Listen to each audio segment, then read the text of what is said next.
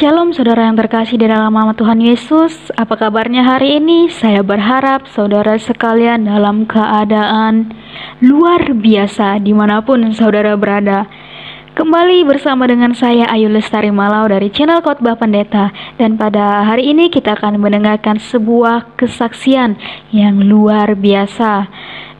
Kita akan mendengarkan kesaksian dari seorang pemuda yang pindah keyakinan dari Islam ke Kristen. Dia bernama Yuan Perdana Putra. Yuan menerima Yesus sebagai juru selamatnya dan dia memutuskan untuk dibaptis. Kita akan mendengarkan kesaksiannya, bagaimana perjalanan kehidupannya ketika dia pertama kali mengalami jamahan Tuhan, mengalami perjumpaan dengan Tuhan Yesus. Ketika dia menyembah Tuhan, datang ke gereja, hatinya merasa damai, hatinya merasa luar biasa. Dan ketika dia merasakan kesembuhan melalui doa-doa yang dia panjatkan kepada Tuhan Yesus, dia semakin percaya dan memantapkan dirinya untuk dibaptis dan menerima Yesus. Mari kita saksikan kesaksiannya yang akan dipandu oleh Bapak Raja Banasa Channel. Haleluya, shalom, salam sejahtera buat seluruh teman-teman saya yang ada di Raja Nabasa Channel. Puji Tuhan, pada saat ini kami kedatangan seorang tamu yang luar biasa, yang sangat istimewa, yang akan bercerita kepada kita pada hari ini tentang perjumpaannya dengan Tuhan Yesus. Luar biasa. Setelah ia berjumpa dengan Tuhan Yesus, ya, risikonya sangat besar. Harus terusir dari keluarga, terusir dari tetangga, terusir dari keluarga besar. Namun karena Tuhan sudah menjamah hidupnya, apapun yang terjadi, dia tetap ikut Tuhan Yesus. Haleluya, puji Tuhan. Baik, tanpa berlama-lama, kami akan menampilkan pesaksi kita pada hari ini, yaitu Yuan Perdana Putra. Halo, ya sebelumnya perkenalkan, nama saya Yuan, yang dimana sebelumnya saya adalah seorang Muslim, ya. Jadi saya dulunya seorang Muslim, yang dimana saya terlahir dari keluarga yang multi agama, ya. Jadi papa saya Muslim dan mama saya Buddha, gitu. Dan di saat itu saya dari kecil Muslim sampai usia 21 tahun saya menjadi Muslim. Kenapa saya bisa menjadi pengikut Tuhan saat ini? Itu berawal dari saat saya sedang menginap di rumah teman saya, yang dimana kebetulan dia adalah pelayan gereja, ya, dia pemain musik. Lalu saat saya menginap di rumah dia, itu hari Sabtu, lalu ya dengan isengnya dia berkata, yuk besok ikut aja gitu ke gereja. Ya, saya pribadi orang yang bisa dibilang toleransi lah dengan agama, dengan keyakinan gitu loh. Karena sejak kecil pun saya kadang suka ikut juga gitu loh saat mamah ke wihara gitu. Jadi untuk diajak ke gereja pada saat itu awalnya saya juga masih menolak. Saya bilang, oh nggak usah, saya tunggu aja di rumah gitu kan. Tapi dia ngajak, ya udah saya bilang, oh ya udah nggak apa-apa. Sambil rencana saya tahu tuh untuk apa ya, mau tahu gitu gimana sih sebenarnya ibadahnya orang Kristen gitu loh. Karena kan saya nggak tahu gitu ibadahnya kayak gimana gitu kan, nyanyi-nyanyi terus biasanya kalau ibadahnya tuh ngapain gitu. Karena kan dulu tahu tuh ya ibadahnya orang Kristen udah cuma nyanyi-nyanyi aja kayak konser gitu kan biasanya gitu. Jadi pada saat itu saya ikut ibadah, dan yang buat saya heran, baru pertama kali saya ikut ibadah tapi saya merasakan sesuatu dalam hati saya saat saya mendengarkan khotbah pada hari itu gitu loh. Dan itu yang buat saya heran, kenapa kok bisa dapat apa yang disampaikan dari pendeta tersebut yang dikhotbahkan. Sampai akhirnya ya udah berjalan seperti biasa, saya menjalani kehidupan saya, yang dimana ya saya saat jadi Muslim pun saya bukan orang yang nggak ibadah ataupun yang nggak ya kayak ngaji lah, baca Al-Quran segala macem gitu loh. Karena ya banyak orang atau yang nggak tahu tentang hidup saya, mereka berpikir oh mungkin karena nggak taat atau mungkin karena nggak kuat gitu loh ibadahnya gitu loh. Dan ya padahal saya sholat rajin 5 waktu, terus ngaji, terus ya sholat sunnah, puasa sunnah gitu loh. Dan masih banyak hal yang lain ya. Jadi buat mereka yang nggak tahu ya nggak apa-apa gitu. Jadi hanya mereka yang sekedar cuma lihat saya nggak tahu ya biarkan gitu. Saya justru nggak benci atau kecewa juga dengan mereka yang menghujat saya sampai saat ini. Justru saya merasa senang jujur, karena saya nggak ada ngerasa dendam atau kecewa atau benci sama mereka. Karena saya berpikir mereka nggak tahu apa-apa tentang saya yang jalanin hidup saya yang mengalami gitu loh. Dan singkat ceritanya, jadi saya mengalami kehidupan itu sekitar setahun lebih gitu. Saya dalam pergumulan ya, saya dalam pergumulan itu setahun lebih. Itu waktu yang cukup lama yang membuat saya kebimbangan atau di keraguan-raguan ya. Jadi saya saat itu di rumah atau di luar saya sebagai seorang muslim gitu loh. Di hari biasa saya sebagai seorang muslim, saya mengikuti aturan-aturannya, saya juga sholat.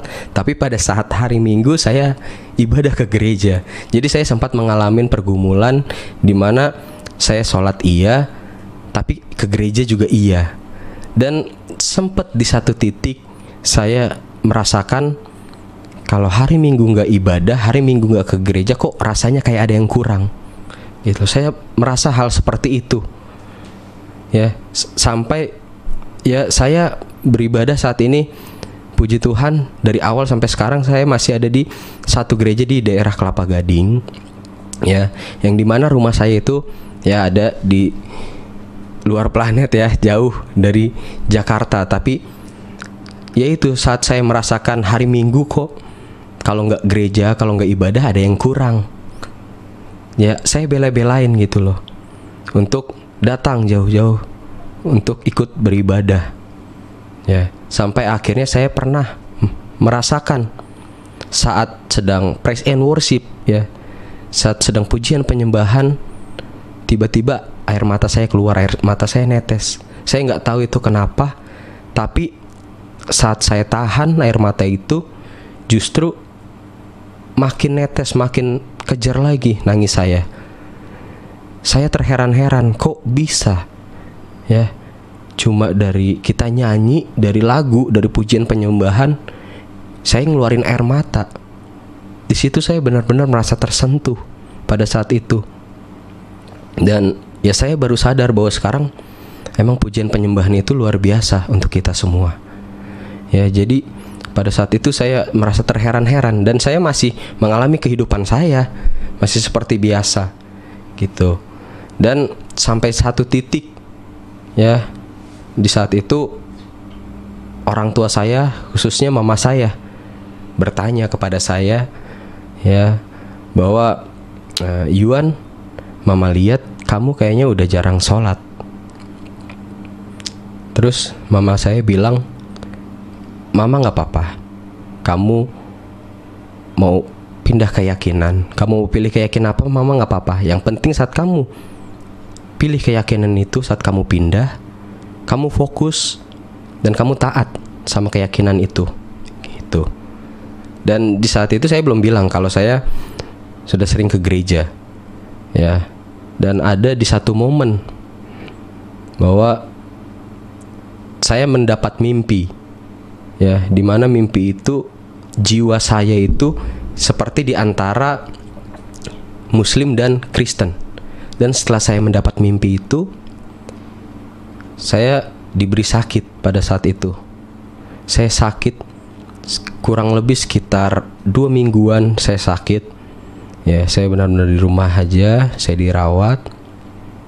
Saya sakit pada saat itu, yang dimana orang biasanya kalau sakit tipes itu paginya sehat, siang sehat, malam atau sorenya itu dia meriang lah, demam. Tapi saya kebalikannya, sore malam saya sehat saya biasa aja. Tapi saat pagi hari, siang hari saya demam. Itu saya alamin selama 2 minggu ya. Dan pada saat itu, setelah saya mengalami hal itu, lalu saya mendapat sembuh. Nggak lama dari situ tiba-tiba ada benjolan di leher saya, di sebelah kiri ya. Saya terdapat benjolan, leher saya nggak bisa nengok. Saya alamin itu selama 3 hari. Awal saya berpikir mungkin biasa aja gitu loh, nanti juga sembuh. Tapi selama 3 hari saya nggak bisa nengok gitu. Dan benjolannya ya lumayan gitu loh rasanya. Sehingga akhirnya saya putuskanlah untuk check up pada saat itu ya. Akhirnya saya check up, dan di saat itu saya divonis oleh dokter bahwa saya kelenjar getah bening dan harus melakukan operasi. Tapi itu orang tua saya pun gak ada yang tahu gitu loh, karena saya merahasiakan hal itu. Saya kalau ada apa-apa emang lebih tertutup orangnya ya. Jadi saat itu ya saya berpikir kan, wah kelenjar getah bening gitu, masih muda gitu kan, terus saya harus kayak gimana ya. Dan akhirnya ya kebetulan pendeta di gereja atau kokoh rohani pada saat itu nelfon saya, hubungin, tanya, "Yuk, kok nggak pernah datang, kenapa?" Saya bilang, "Iya kok, saya lagi sakit gitu loh, saya sakit ini." Saya cerita ke dia. Dia cuma bilang, "Oh ya udah, doa aja." Terus yang dia bilang, yang saya ingat itu, jangan ragu-ragu untuk gunain kata-kata hanya dalam nama Tuhan Yesus.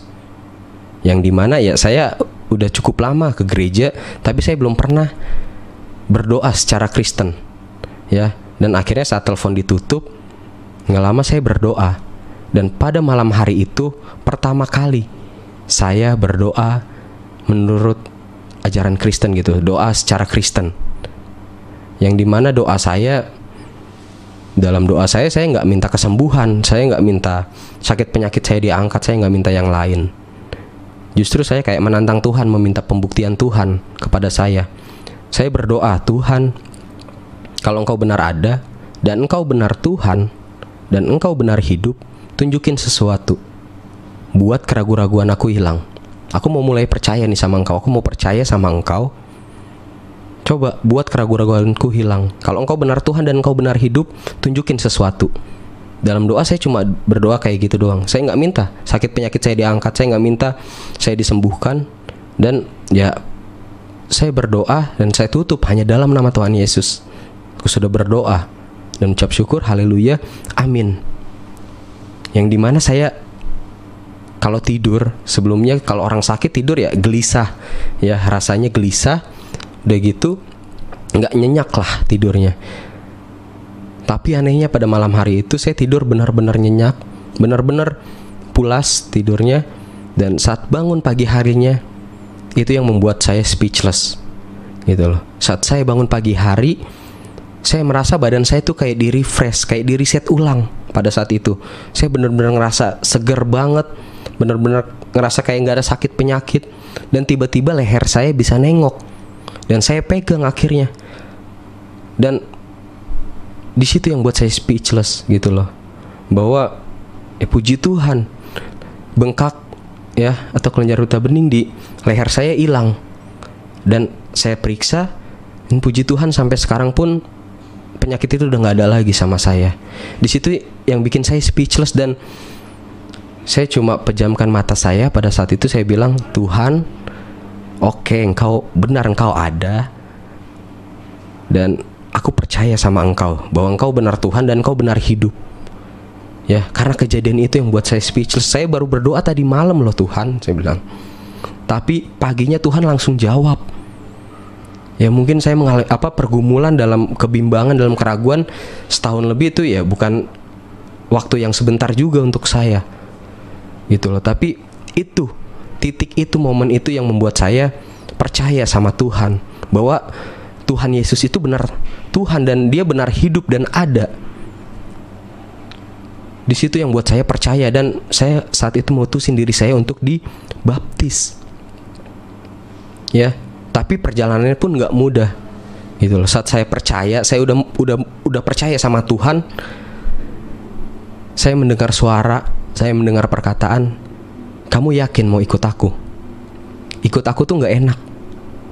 Di saat itu saya merasa, oh ini suara apa? Mungkin saya halu atau gimana, karena saya nggak tahu kalau itu suara Tuhan, gitu loh.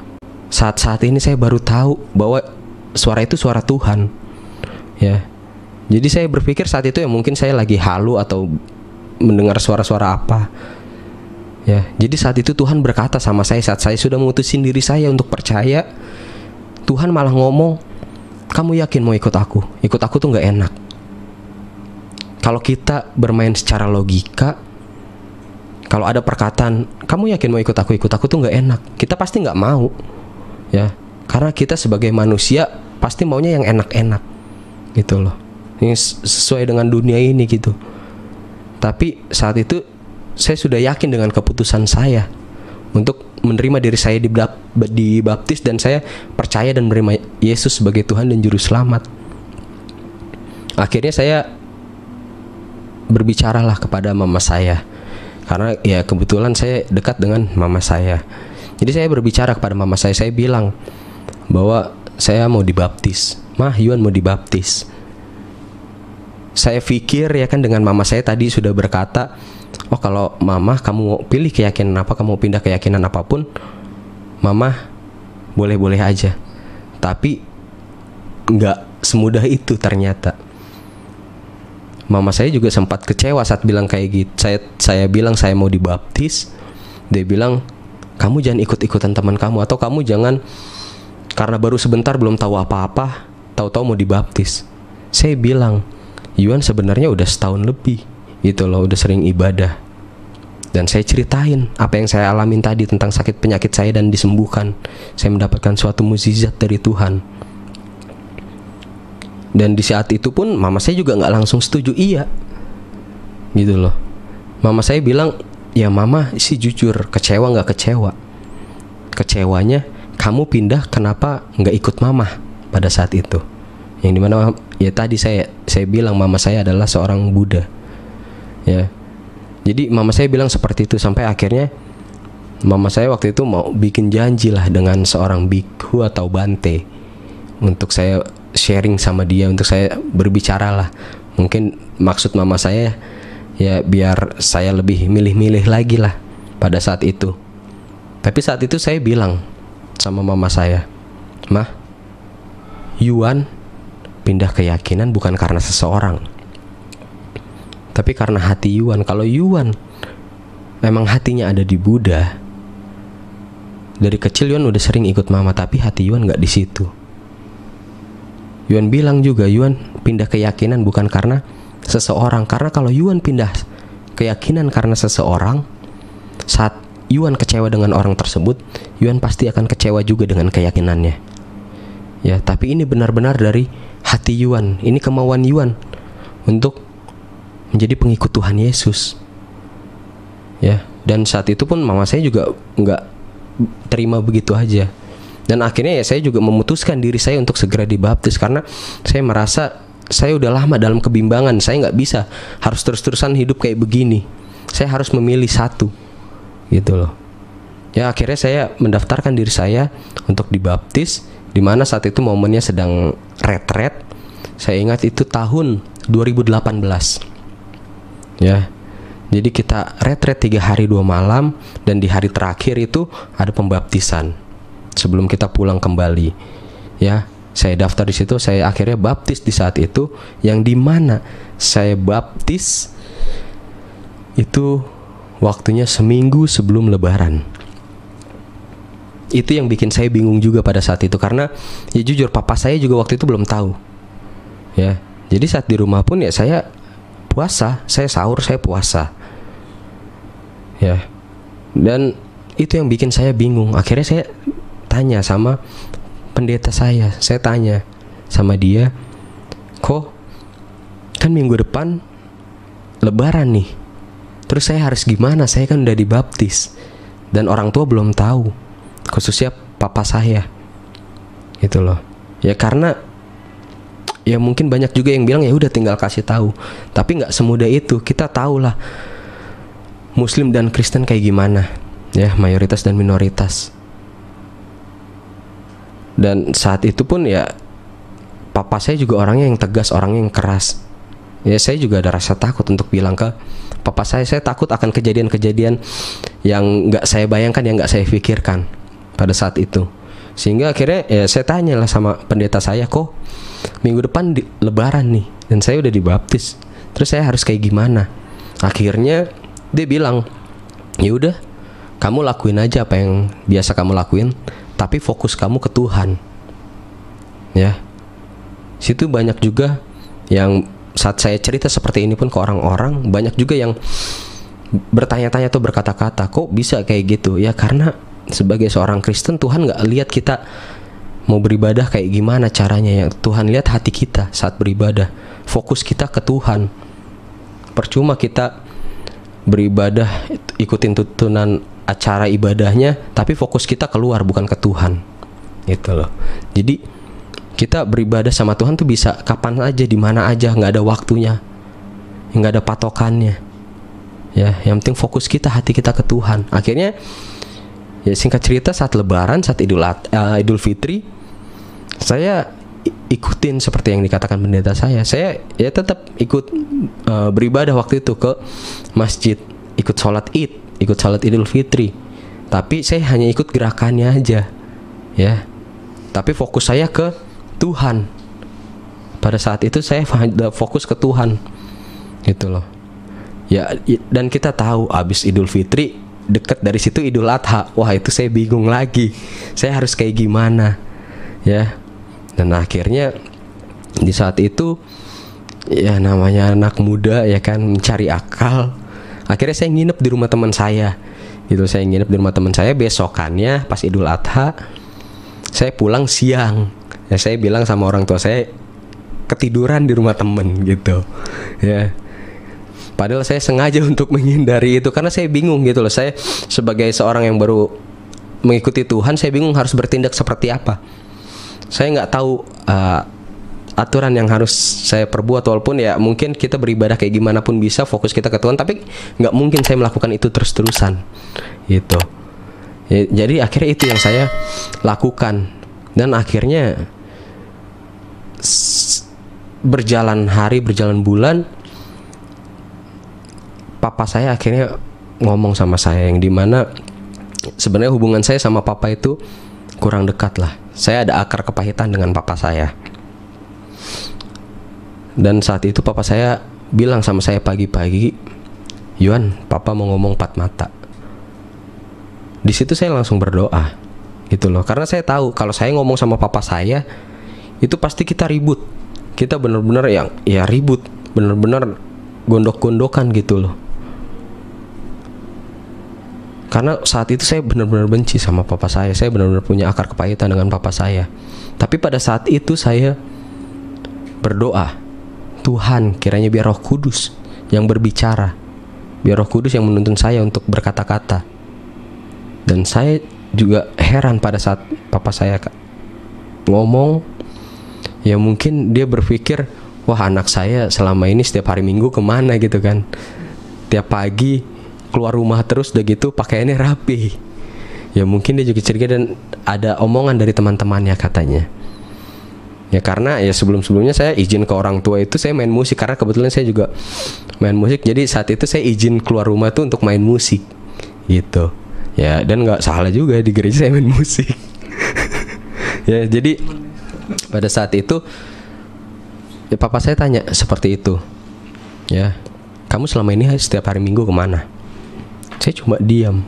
Pokoknya saat papa saya bertanya, saat papa saya ngomong-ngomong panjang lebar tuh, saya benar-benar cuma yang diem gitu aja. Itu saya juga heran kenapa saya bisa diem kayak gitu. Biasanya saya pasti ngotot, saya pasti nyolot kalau ngomong sama papa saya. Tapi saya cuma ngeluarin satu kata-kata, satu kalimat. Ya, Pah, karena Tuhan Yesus dan karena Yuan ikut Tuhan Yesus, Yuan percaya sama Tuhan Yesus, Yuan bisa maafin papa, Yuan bisa terima papa sebagai papa Yuan lagi. Gitu loh. Karena ya jujur, dalam saat saya mau dibaptis, saya ambil keputusan itu, dan saya ambil keputusan besar juga, di mana saya harus melepaskan maaf saya kepada papa saya saat saya sudah menerima diri saya dibaptis. Ya, jadi pada saat itu saya cuma keluar kata-kata seperti itu sama papa saya. "Pak, karena Yuan terima Tuhan Yesus, Yuan maafin papa dan Yuan bisa terima papa ini sebagai papa Yuan lagi." Dan saat itu ya papa saya juga nggak terima begitu aja. Dia mau panggilin kiai, dia mau panggilin ustadz untuk saya sharing sama mereka. Ya, bahkan bukan hanya itu, saya mau dikirim ke pesantren pada saat itu. Saya mau diantar ke pesantren pada saat itu. Tapi saya bilang, "Enggak, Pak. Yuan udah yakin dengan pilihan Yuan." Ya, dan saat itu besoknya papa saya juga ngomong lagi, "Kamu udah yakin dengan apa yang kamu pilih? Kalau kamu udah yakin dengan keputusan kamu dan dengan apa yang kamu pilih, ya udah. Tapi papa udah gak mau tahu tentang kamu lagi. Dan keluarga papa pun saat tahu kamu udah pindah nanti, mereka pasti juga akan berbeda dengan kamu." Yang dimana saya tinggal itu kiri kanannya itu keluarga dari papa gitu loh. Dan ya bener aja gitu loh. Jadi papa saya ngasih tahu adik-adiknya, ngasih tahu tante-tante saya. Dan pada saat itu ya saya merasakan yang rasanya dikucilkan gitu loh. Saat acara keluarga, saat kumpul, saya ada di situ, tapi benar-benar ya saya nggak dianggap, saya nggak diajak ngobrol, bahkan dilihat pun nggak. Saya ngerasa kayak nggak ada saya di situ, padahal saya ada di situ. Ya, yang dimana juga kiri kanan rumah saya juga rumah keluarga dari papa, yang biasa saya keluar rumah pun ya mereka juga pasti sapa atau nanya mau kemana atau apa. Tapi ya benar-benar saya didiemin, saya dikucilkan, saya dianggap benar-benar nggak ada pada saat itu. Bahkan papa saya pun saat itu sempat mengusir saya. Bukan sempat, tapi benar-benar ngusir saya gitu. Dia bilang, "Ya udah, kalau kamu udah yakin dengan keyakinan kamu, papa udah nggak mau tahu, papa udah lepas tangan, udah angkat tangan dengan urusan kamu, dengan kehidupan kamu. Papa udah nggak mau tahu tentang kamu. Kamu mau tinggal di mana, terserah. Kamu mau ikut dengan saudara kamu mau ikut dengan teman kamu, silahkan." Di saat itu saya bingung gitu loh. Saya harus bagaimana? Dimana saat itu juga saya masih menjalani kuliah saya ya, malah saat itu lagi mau skripsi pada saat itu. Ya, saya bingung saya harus kemana. Akhirnya ya saya minta izin lah sama teman saya tinggal di rumah dia. Sekitar seminggu saya tinggal di rumah dia. Saya pikir, nggak enak juga gitu loh. Saya terus-terusan di sini, saya nggak enak dengan teman saya nggak enak dengan orang tuanya apalagi. Saya bingung saya harus kemana pada saat itu. Akhirnya ya saya bilang lah sama ibu gembala saya waktu itu, almarhum ibu gembala saya. Dan puji Tuhan gitu loh, saya diizinkan untuk tinggal di gereja pada saat itu. Akhirnya saya tinggal di gereja, di mana saya menjadi seorang full timer pada saat itu. Ya, saya menjadi seorang full timer. Saya tinggal di gereja itu setahun lebih. Saat itu saya tinggal di gereja. Justru saya bersyukur gitu loh. Tuhan saat saya dikucilkan dari keluarga, saat mungkin saya dijauhkan dari keluarga, Tuhan justru mau saya lebih dekat lagi dengan Dia pada saat itu. Sehingga saya diizinkan untuk tinggal di gereja yang dimana ya mungkin mereka pun yang saat bilang saya pindah, kenapa? Mungkin karena nggak kuat dia dengan ibadah saya saat muslim, terlalu banyak ibadah, mereka bilang seperti itu. Karena yang mereka tahu ibadahnya orang Kristen itu cuma hari Minggu aja. Padahal saat saya ada di gereja, saya ibadah, itu doa pagi setiap hari gitu loh. Belum ada komsel lah, entah komsel di gereja, habis itu ntar di rumah jemaat. Terus ada ibadah wanita, ibadah pria, ya. Bahkan ibadah orang tua juga ada gitu loh. Terus ibadah pemuda, terus ibadah umum. Dan ibadah umum juga ya sebelum seperti saat ini pandemi itu ada pagi, ada sore, bahkan pagi, siang, sore gitu loh. Ya, yang dibilang mungkin mau cari enak doang, ibadah cuma hari Minggu doang sekali gitu loh. Itu juga kalau ibadah, ya kan. Tapi ya saat saya alamin, saya di gereja jadi full timer, ternyata setiap hari ada ibadah. Ya, dan mungkin kalau di Muslim itu ada salat tahajud, di Kristen itu ada saat teduh gitu loh. Dimana kita ambil pagi hari untuk bersaat teduh, kita berdoa, kita memuji menyembah Tuhan, kita berdoa sama Tuhan. Ya, jadi saat itu saya pikir, ternyata ibadah orang Kristen juga setiap hari ada dan banyak ibadahnya, bukan cuma ibadah umum doang. Ya, dan akhirnya puji Tuhan gitu, di saat itu iman saya lebih bertumbuh lagi. Pada saat itu saya lebih bertumbuh lagi, dan puji Tuhan saya dipercayakan untuk pelayanan, bahkan untuk melayani Tuhan. Itu yang saya nggak nyangka-nyangka sampai saat ini. Ya, yang dimana saya pelayanan saya apapun saya lakukan gitu loh. Di gereja saya saat ini saya disuruh jadi multimedia, saya main musik, saya jadi WL, singer, saya lakukan gitu loh. Jadi soundman pun saya lakukan. Pokoknya saat saya ditugaskan pelayanan apapun ya saya lakukan itu. Bahkan saat jadi supir pun untuk jemput jemaat atau jemput anak sekolah minggu juga saya lakukan. Ya, saya justru berpikir malah, Tuhan, apa aku layak gitu loh. Aku ini baru loh Tuhan, masih banyak orang yang lain mau melayani Engkau, tapi kenapa Engkau pilih aku pada saat itu. Ya, dan saat dalam pelayanan pun saya juga nggak nyangka gitu, dimana ya saat ini pun saya dipercayakan oleh gereja dan oleh Tuhan juga pasti. Saya di gereja saya saat ini saya sebagai ketua atau koordinator pemuda gitu loh, youthnya di gereja saya. Di saat saya dipilih pun saat itu saya juga berdoa dulu, dan saya ya ngomong juga gitu loh sama pembina saya pada saat itu, pembina youthnya. Ini banyak yang lain loh, banyak yang lebih lama juga di sini. Saya juga ya saya ngerasa saya nggak layak gitu loh. Tapi pada saat itu saya sempat saat ibadah pemuda itu saya pergi dari misal dulu itu ibadah pemuda saya itu 2 minggu sekali. Jadi saat lagi nggak ada ibadah di gereja saya cari youth di tempat-tempat lain. Tapi saat itu saya mendengar kata-kata lagi, apa sih yang kamu cari? Silahkan kamu pergi kemana aja, kamu lihat yang baiknya, kamu ambil bagusnya, kamu bawa di gereja kamu saat ini, di tempat kamu saat ini. Dan saya waktu itu mendapat sebuah mimpi.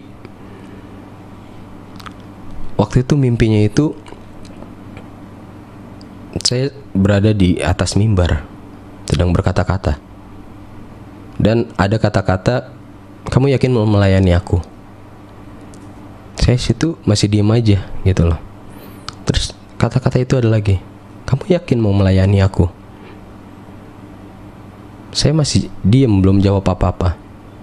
Tapi yang ketiga kali, kamu yakin mau melayani aku? Di saat itu saya bilang, iya Tuhan, saya mau melayani Engkau. Dan akhirnya yaitu, tiba-tiba saya ada di atas mimbar, dan Tuhan bilang, kamu yang akan bawa pemuda ini jadi maju. Saya nggak tahu apa-apa pada saat itu, masih teman saya ya sebagai ketuanya, sebagai koordinatornya. Nggak lama dari itu ternyata mau ada regenerasi, dan nggak taunya saya salah satu kandidatnya. Saya bilang, saya habis dapat mimpi, saya habis dapat perkataan dari Tuhan, terus saya mengalami kejadian ini. Saya bilang, Tuhan kalau bekerja kok cepet banget gitu loh Tuhan, aku belum siap gitu pada saat itu. Yang saya pikirkan itu, ya Tuhan, kok bekerja dalam kehidupan saya kok cepet banget gitu loh. Saya belum siap Tuhan. Tapi Tuhan gak mencari siap, Tuhan mencari hati, Tuhan melihatnya hati. Mau sampai kapanpun kita bilang kita gak bakal layak, kita gak akan sanggup, kita gak akan siap. Karena kita sebagai manusia ya cuma manusia biasa. Kita banyak kesalahan, kita banyak dosa, kita banyak melakukan kesalahan gitu loh. Jadi di saat itu saya pun bingung gitu loh dengan keputusan kok bisa pihak gereja milih saya sebagai satu kandidat untuk menjadi penerus ketua dan koordinator youth pada saat itu. Dan saya pun juga terus bawa dalam doa gitu loh, kalau emang benar dari Tuhan, oke Tuhan gitu loh. Dan ya saat saya mendapat mimpi saya di atas mimbar pun, yang saya herannya itu nggak lama dari situ ada gereja lain, dia tiba-tiba ngundang saya untuk menjadi pembicara atau sharing di youth mereka, di pemuda mereka. Wah, di situ makin saya bingung lagi. Waduh Tuhan, kalau kerja satu-satu dong nih sama hidup saya bilang kayak gitu. Udah saya masih bingung, saya dipilih jadi kandidat ketua pemuda. Ini ada lagi nih, saya tiba-tiba dihubungin untuk sharing di pemudanya. Di saat itu ya saya sharing paling ya cuma di gereja doang, doa pagi lah, ibadah biasa gitu loh, atau di pemuda saya.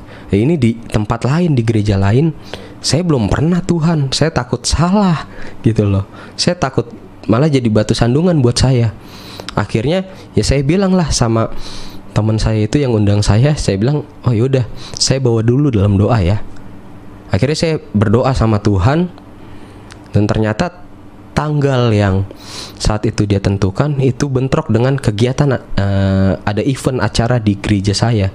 Oh, saat itu saya berpikir, oh mungkin belum waktunya nih.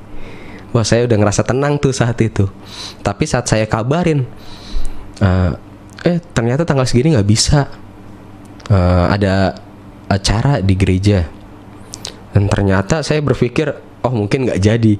Tapi dia pikir, oh ya udah kalau gitu atur waktu lagi aja. Waduh, saya bilang kayak gitu kan. Dia bilang kayak gitu, oh ya udah atur waktu lagi aja. Koko bisanya kapan? Kata dia kayak gitu. Wah, akhirnya saya lihat jadwal saya. Oh, saya bisa tanggal segini. Terus akhirnya dia bilang, oh ya udah tanggal segini ya kok ya. Dan akhirnya saya bawa dalam doa ya sampai dia mengusahakan seperti itu. Saya bilang kalau bukan dari Tuhan, pasti ya udah itu dibiarkan berlalu. Tapi kalau benar dari Tuhan, mau kita ngelak cara apapun, Tuhan tetap lakukannya ke situ gitu loh. Mau kita cara bagaimanapun, mau ngelak, mau menghindar, ya kalau emang itu dari Tuhan, Tuhan bawa kita ke situ gitu loh. Dan ya singkat cerita, saat saya sudah lama tinggal di gereja, saya merasa oh udah cukup nih gitu loh. Saya tinggal di sini, saya harus balik lagi ke rumah. Pada saat itu saya harus balik lagi ke rumah. Saya mempunyai pemikiran, jangan sampai saat saya terima Tuhan, saya percaya Tuhan, nama Tuhan yang jadi jelek di mata orang lain. Jangan sampai keluarga saya berpikir, tuh lihat, karena Yuan pindah keyakinan, karena Yuan ikut Tuhan Yesus, dia jadi jauh sama keluarga, dia jadi nggak dekat sama keluarga, dia nggak kenal sama keluarga. Akhirnya saya yang memutuskan diri saya untuk kembali ke rumah. Pada saat itu saya kembali ke rumah, yang dimana saya berharap biar nama Tuhan gak jelek gitu loh. Jangan sampai saya mengikuti Tuhan, nama Tuhan yang dijelek-jelekin. Akhirnya saya memutuskan diri saya untuk kembali ke rumah pada saat itu, yang dimana ya saya akhirnya yang merendahkan diri saya gitu loh. Saya memulainya ya saya yang mendekatkan diri saya kembali dengan papa saya, dengan keluarga saya. Ya saya mendekatkan kembali diri saya merendahkan diri saya berada dalam apa ya, benar-benar merendahkan diri pada saat itu. Saya menurunkan ego saya. Ya, saya memulai percakapan yang awalnya ya masih dicuekin, masih dianggap nggak ada. Tapi saya memulai terus setiap hari dengan keluarga saya, dengan saudara-saudara dari keluarga papa saya. Ya, yang sampai akhirnya ya mereka masih mendiamin saya gitu loh. Tapi ya saya tetap berbuat baik aja pada mereka. Saya tunjukin buah saya tunjukin kebaikan saya kepada mereka. Jangan sampai jadi batu sandungan buat saya. Saya melakukan kesalahan, bisa-bisa langsung ya dianggap salah gitu loh. Jadi saya melakukan kebaikan aja. Saat mereka minta tolong, saat mereka minta butuh bantuan, saya langsung tolong, saya langsung bantuin. Dan ya mungkin mereka juga berpikir, oh kok Yuan berubah, atau apalah, saya nggak tahu pemikiran mereka. Sampai akhirnya saya juga berdoa terus sama Tuhan gitu loh, untuk keluarga saya, untuk saudara-saudara saya. Dan puji Tuhannya, ya saat ini pun saya sudah tinggal di rumah. Saya sudah tinggal dengan keluarga saya. Saya pun dengan keluarga dari papa juga sudah dekat, sudah ya berjalan seperti kehidupan dulu, sudah seperti biasa gitu loh. Jadi ya udah saling ngobrol, saling ya udah saling bercengkrama lah. Ya sudah dekat, sudah kembali seperti dulu. Tapi mungkin orang berpikir, oh udah kembali, udah seperti dulu, oh papahnya udah nerima, oh kok gampang ya nerima. Padahal kenyataannya nggak seperti itu gitu loh. Saat saya diterima pun papa saya bilang, hubungan kamu sama papa udah bukan orang tua dan anak lagi, tapi hubungan kita cuma hubungan sosial. Kamu mau tinggal di rumah ini silahkan, enggak juga nggak apa-apa gitu loh. Tapi kita udah nggak ada hubungan orang tua dan anak. Ya, hubungan kita cuma sebagai hubungan sosial. Kamu mau tinggal di sini ya silahkan gitu loh. Tapi ya saya merasa ya dia papa saya gitu loh. Mau dia berpikiran kayak gimana, yang penting ya saya berlaku dia papa saya. Mau dia berpikiran seperti apa, dia mau berkata-kata seperti apa, saya nggak masalah. Saya sudah diterima dengan keluarga lagi pun itu udah, saya puji Tuhan banget, bersyukur sama Tuhan gitu loh. Saya bisa kembali lagi bersama dengan keluarga saya, ya saya bermaksud untuk melihat kebaikan saya gitu loh, kebaikan Tuhan yang ada dalam kehidupan saya, di keluarga saya. Ya bisa dibilang biar saya menjadi terang dalam kehidupan saya, dalam keluarga saya. Ya, jadi ya saya pun saat ini walaupun tinggal di rumah pun udah seperti biasa, seperti keluarga. Tapi ya itu, papa saya menganggap saya udah bukan anaknya lagi. Saya cuma ya hubungan saya cuma sebagai sebatas sosial. Kamu mau tinggal di sini ya udah nggak apa-apa, tapi silahkan gitu loh. Jadi itu yang saya alamin gitu loh saat saya mengikut Tuhan. Dan saat saya mengingat lagi apa yang Tuhan bilang saat saya mau percaya sama dia, bahwa ikut aku tuh nggak enak, ya ini yang saya alamin. Karena ya sebenarnya di Alkitab pun ya kita udah baca lah kisah para rasul, kisah para rasul, kisah para nabi, ya kan. Bahkan Tuhan Yesus pun sendiri, dia saat dalam menjalani kehidupannya dia nggak enak gitu loh. Apalagi kita, jangankan kita deh, cuma ya saya mungkin saat itu merasa dikucilkan, diusir dari rumah, itu udah suatu hal yang luar biasa gitu dalam kehidupan saya. Ya. Tapi saya dengar cerita, ataupun ya bukan dengar cerita deh, kita lihat Tuhan Yesus sendiri deh, bagaimana dia mengalami penderitaan yang luar biasa untuk kita. Ya. Jadi Tuhan sendiri pun udah mengalami hal itu. Ya saya yang cuma baru diusir, dikucilkan, apa yang harus saya khawatirin gitu loh. Dan saya percaya saat nggak ada satu orang pun yang deketin saya, nggak ada satu orang pun yang peduli sama saya percaya saat itu Tuhan masih peduli sama saya. Tuhan nggak akan ninggalin saya gitu loh. Itu yang saya pegang. Dan kenapa juga yang bikin saya memutuskan untuk hal itu, ya karena nggak ada satu nabi pun yang bilang dia dapat menyelamatkan umatnya. Tapi Yesus sendiri yang berkata, akulah jalan dan kebenaran dan hidup. Tidak ada seorang pun yang dapat datang kepada Bapa kalau tidak melalui aku.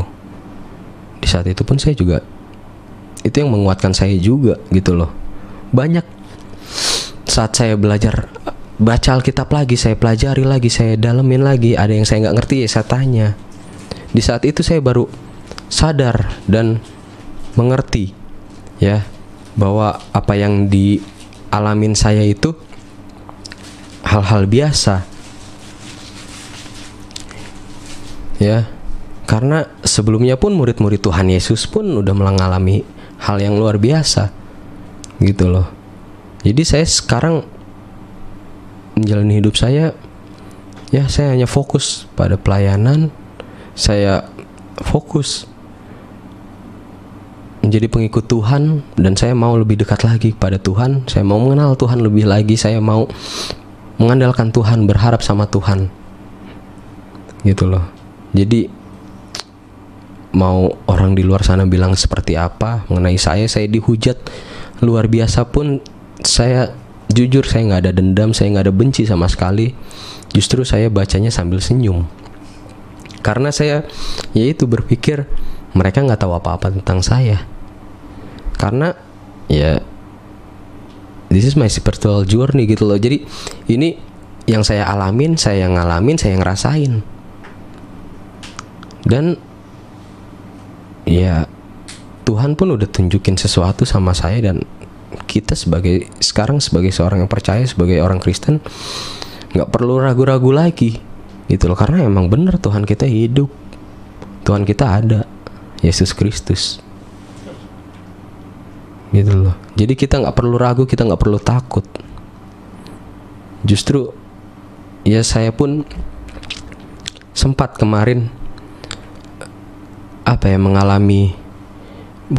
saya terkena COVID waktu itu. Ya, saat saya terkena COVID, pada saat itu pun saya sudah berada di masa-masa kritis. Karena saya juga ada masalah pernapasan, jadi menyerang pernapasan saya, sehingga saya juga selama semingguan saya harus pakai oksigen, dibantu untuk bernafas. Di saat itu pun saya ada rasa khawatir, saya rasa takut ada pada saat itu. Tapi saya cuma dengar lagu worship.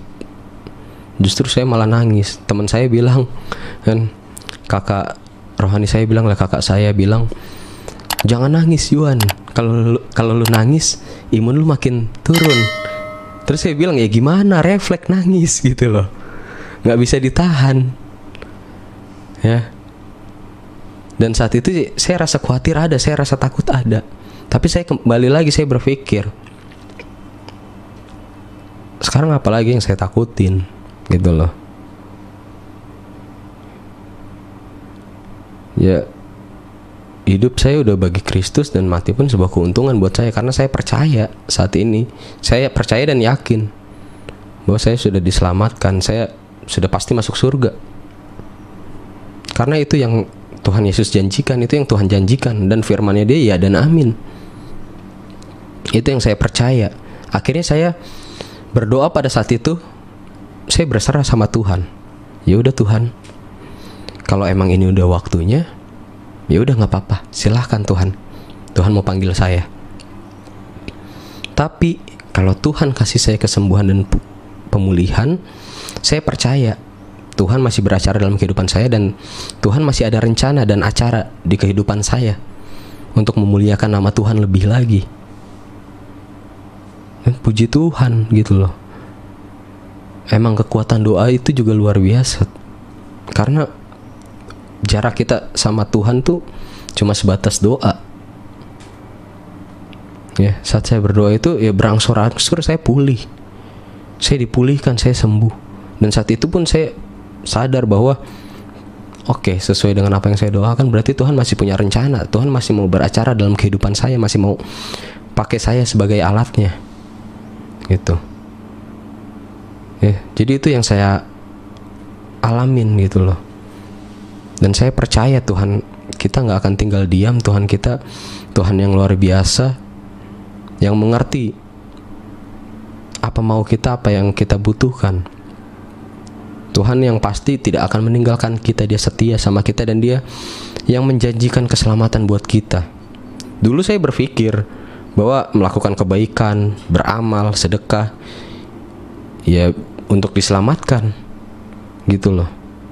Saat saya sadar, arti seperti Tuhan, saya mengenal Tuhan lebih dekat lagi. Ternyata itu semua sia-sia. Kebaikan, sedekah, amal apapun itu nggak membawa kita keselamatan. Yang membawa kita ke keselamatan itu saat iman percaya kita kepada Tuhan, bahwa Yesus sebagai Tuhan dan Juru Selamat. Dan kita melakukan kebaikan, kita berbuat baik, itu bukan karena untuk kita diselamatkan, tapi sebagai ucapan syukur kita, rasa syukur kita karena kita sudah diselamatkan. Makanya kita melakukan kebaikan, makanya kita berbuat baik. Jadi itu yang saya alamin sekarang dan saya terapin, bahwa ya saya sudah mendapatkan keselamatan, dan keselamatan saya juga sudah diyakinkan, dan saya percaya saat saya mati pun nanti saya masuk surga. Jadi apalagi yang saya takutkan saat ini, dan saya cuma hanya fokus, sudah saya mau untuk melayani Tuhan. Saat ini saya dipercayakan untuk melayani Tuhan kapan aja. Saat saya dibutuhkan, saya ditugaskan, saya siap. Haleluya, sungguh luar biasa kesaksiannya saudara. Seorang anak muda yang memantapkan dirinya untuk menerima Tuhan Yesus. Ya, kita tahu di dalam mengikut Tuhan Yesus kita harus membayar harga.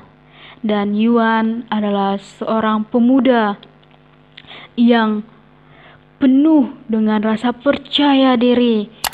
Melalui proses-prosesnya, dia tahu bahwa Tuhan selalu bersama dengan dia. Tuhan beserta dia, dan dia dipakai Tuhan untuk menjadi terang, untuk menyampaikan firman-Nya, untuk menyampaikan kasih dan damai sejahtera Allah kepada sesamanya. Dan dia juga ditunjuk sebagai pemimpin kaum muda. Sungguh luar biasa saudara.